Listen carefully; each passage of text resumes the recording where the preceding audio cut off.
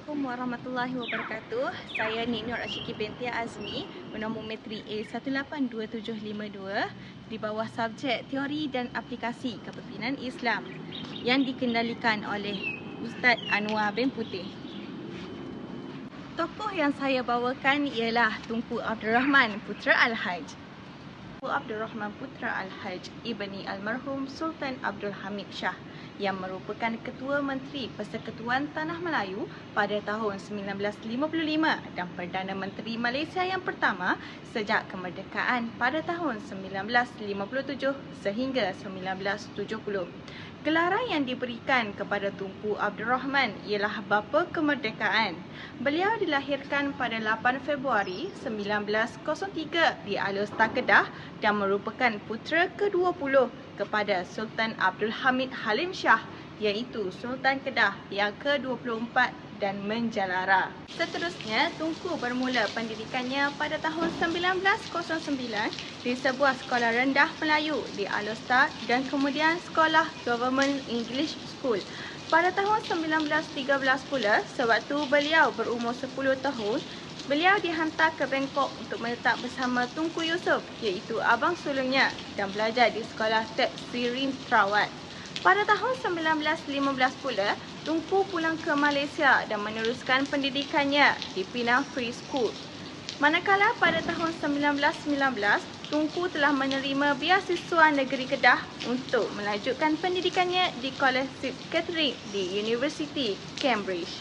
Di samping itu, terdapat beberapa sumbangan yang telah dilakukan oleh Tunku Abdul Rahman Putra Al-Haj kepada masyarakat dan negara. Antaranya yang pertama iaitu kemerdekaan.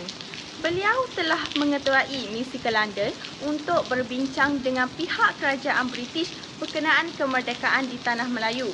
Usaha beliau telah menampakkan hasil apabila beliau berjaya menandatangani perjanjian kemerdekaan di Lancaster House, London pada 8 Februari 1956. Tanah Melayu akhirnya telah berjaya mendapatkan kemerdekaan dari pihak British dan pengisytiharan kemerdekaan telah dilakukan pada 31 Ogos tahun 1957 di Kuala Lumpur. Yang kedua pula ialah perkembangan agama Islam. Selepas beliau bersara dalam bidang politik, beliau meneruskan kerja-kerja kebajikan dan kemasyarakatan. Dunia Islam turut mengenali beliau sebagai pengasas dan setiausaha agung pertama Pertubuhan Persidangan Islam yang pada ketika itu dikenali sebagai Sekretariat Islam. Beliau juga memimpin Pertubuhan Kebajikan Islam Malaysia iaitu PERKIM serta Pertubuhan Islam Kawasan Asia dan Pasifik. Beliau juga merupakan penyumbang idea terawal dalam menganjurkan pertandingan membaca Al-Quran daripada peringkat kebangsaan sehinggalah ke peringkat antarabangsa dalam bulan Ramadan pada setiap tahun. Amalan ini secara tidak langsungnya telah mengeratkan persaudaraan Islam dalam kalangan umat Islam dari pelbagai negeri dan negara. Seterusnya yang ketiga iaitu perhubungan antarabangsa. Tunku Abdul Rahman telah memberi sumbangan baik kepada negara kerana telah mula mengamalkan piagam bangsa-bangsa bersatu bagi memelihara keamanan dunia secara bersama.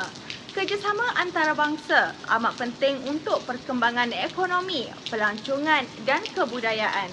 Beliau juga telah meletakkan Malaysia sebagai sebuah negara yang berkecuali dan penubuhan Persatuan Asia Tenggara merupakan idea daripada beliau. Objektif penubuhannya adalah untuk menjalinkan kerjasama dalam bidang perdagangan, pelajaran, pertanian dan perusahaan. ASEAN pula ditubuhkan secara rasmi pada 8 Ogos 1967 di Bangkok, Thailand. Antara negara-negara yang telah menyertai ASEAN pada ketika itu adalah Malaysia, Singapura, Filipina, Indonesia dan Thailand. Ianya bermatlamatkan kepada pengembangan ekonomi, sosial dan kebudayaan serantau. Manakala impak kepada negara bangsa pula, jasa beliau bukan sahaja berusaha dalam memperjuangkan kemerdekaan negara, malah turut memastikan rakyat berbilang kaum dan agama hidup dalam kerukunan perpaduan. Memetik kata-kata daripada beliau ketika pengisytiharan kemerdekaan negara mulai 31 Ogos 1957, kita akan menjadi sebuah negara berdaulat dan demokratik untuk selama-lamanya yang dibina berdasarkan prinsip kebebasan dan keadilan serta sentiasa memperjuangkan kebajikan dan kesejahteraan rakyatnya. Menyedari betapa pentingnya perpaduan masyarakat berbilang kaum di negara ini, kepemimpinan Tunku Abdul Rahman bersama pemimpin utama masyarakat China dan India memuktamadkan kontrak sosial bagi memastikan kemakmuran negara serta hak masyarakat berbilang kaum dan agama akan terjamin. Tuntasnya, rakyat Malaysia yang hidup aman damai bersama pelbagai kaum dan bangsa pada hari ini adalah hasil daripada kemerdekaan yang diperoleh pada tahun 1957. Di sebalik kemerdekaan ini, terdapat sumbangan serta jasa orang Melayu dalam memperjuangkan tanah Melayu.